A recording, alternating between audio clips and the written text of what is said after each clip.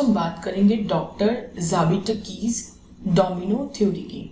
इसके पहले हमने हेनरिच की थ्योरी, फ्रैंकबर्ट की थ्योरी और डी.ए. वीवर्स की थ्योरी देखी है। हेनरिच ने डोमिनोज बनाए थे, बाकी दो ने डोमिनोज को अपडेट किया था, तो वो 3 बार अभी तक डोमिनोज अपडेट हो चुके हैं। अब ये डॉक्टर ज़ाबिटकीज़ ने 4th टाइम डोमिनोज को अपडेट किया है। तो आइए हम इसकी थ्योरी देखते हैं।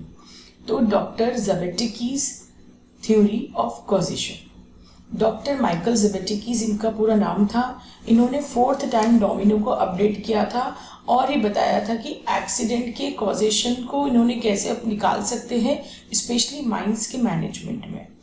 और उन्होंने एक नया कंसेप्ट दिया था कि डायरेक्ट कॉज जो है वो एक अनप्लान्ड रिलीज ऑफ एनर्जी है या हजार्डस मटेरियल का रिलीज है। डायरेक्ट कॉज भी एक चीज है। The notion that accidents are caused by the unplanned transfer और release of energy is currently a part of a number of theories of causation. उन्होंने उस वक्त जितनी चीज़ों को देखा था, उन्होंने ये देखा था कि अनप्लान्ड ट्रांसफर या रिलीज ऑफ एनर्जी जो था वो अभी प्रेजेंटली जो है जितनी भी थ्योरीज ऑफ कॉजेशन है उसका मेन रीजन निकल कर आ रहा है।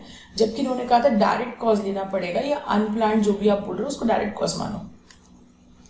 फिर इसी में हम आगे देखते हैं जितने एक्सीडेंट्स है वो एक्चुअली अनवांटेड या unplanned release of excessive amounts of energy के कारण हो रहे हैं, चाहे वो फॉर्म ऑफ एनर्जी मैकेनिकल हो, इलेक्ट्रिकल हो, केमिकल हो, थर्मल हो या फिर आयोनाइजिंग रेडिएशन के फॉर्म में हो या फिर हजार्डस मटेरियल के फॉर्म में हो, जैसे कि carbon monoxide, carbon dioxide, hydrogen sulphide, methane या वाटर के फॉर्म में। उन्होंने कहा कुछ एक्सेप्शंस को अगर हम छोड़ दें तो ये जो रिलीजेज हैं यही अल्टीमेटली आपको अनसेफ फैक्ट और अनसेफ कंडीशंस की तरफ लीड करती हैं। और इसीलिए हम कह सकते हैं कि अनसेफ फैक्ट और अनसेफ कंडीशन जो है वो ट्रिगर कर रहे हैं large amount of energy release के लिए या large amount of hazardous material की रिलीज के लिए, और अल्टीमेटली इसी की वजह से एक्सीडेंट्स हो रहे हैं। तो ये इस तरह का कंसेप्ट लेकर आए। इसी में और आगे देखते हैं तो हम ये सोचते हैं कि हजार्डस कंडीशंस जो है वो बेसिक कॉज है एक्सीडेंट का, जो कि हम अभी तक समझते ही हैं, पर उन्होंने कहा वो सिर्फ सिम्टम्स है फेलियर होने के।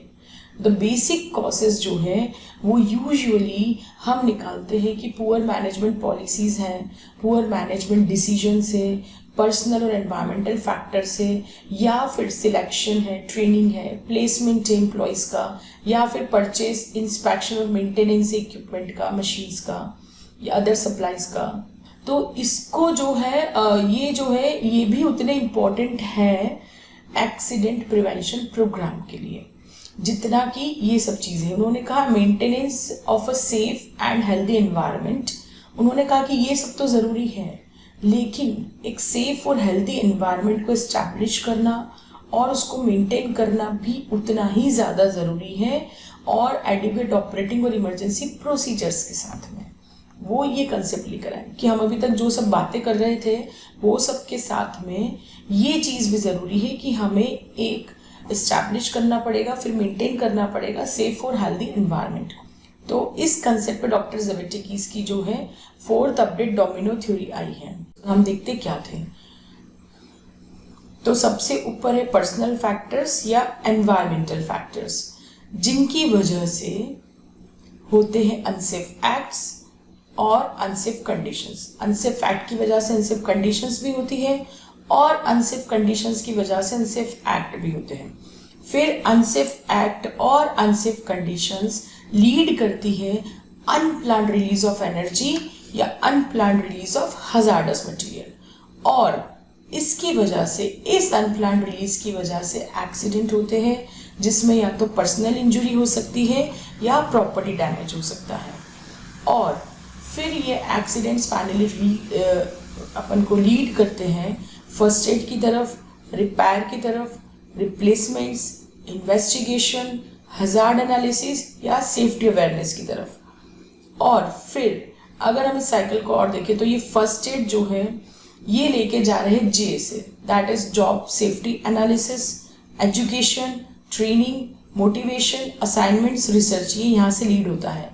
और फिर ये अल्टीमेटली इन पे अगर हम काम करते हैं तो हम पर्सनल फैक्टर्स, एनवायरमेंटल फैक्टर्स को थोड़ा मतलब कंट्रोल में ला सकते हैं, प्रिवेंट में ला सकते हैं, वरना फिर ये सब लीड करेंगे अनसेफ फैक्ट की तरफ और अनसेफ कंडीशन की तरफ। अगर इनको जो है हमने संभाला नहीं तो ये अनसेफ एक्ट की तरफ लीड करेंगे और अल्टीमेटली लीड करेंगे अनप्लान्ड रिलीज ऑफ एनर्जी और unplanned release of hazardous material की तरफ। और फिर इसी में हम देखते हैं इस तरफ आता है, यहाँ पर जो है इन सब से हम ड्राइव कर सकते हैं वही JSA किस चीज का, लेकिन design, inspection, engineering, housekeeping, maintenance और रिव्यू का।